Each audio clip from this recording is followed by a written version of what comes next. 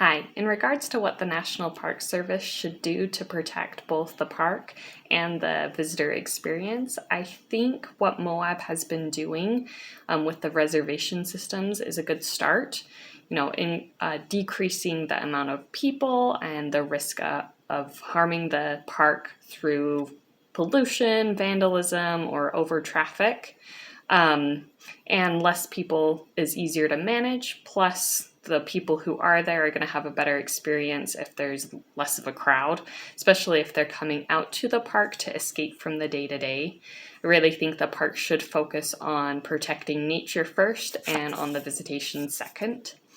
The theme of balance of nature, personally, when I think of that, I think of like the food chain or the food web, and how if you pull on one part, the whole thing kind of shakes. Or I also think of like Jenga blocks and how they're all stacked, and if you pull on the wrong block, the whole thing can come crashing down. I don't know that there's ever a perfect balance when it comes to nature. I think nature is constantly shifting to accommodate change.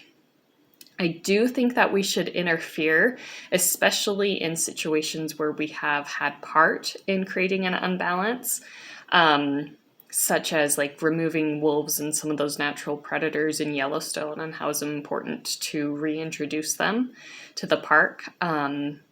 If we're causing an imbalance, it should be addressed.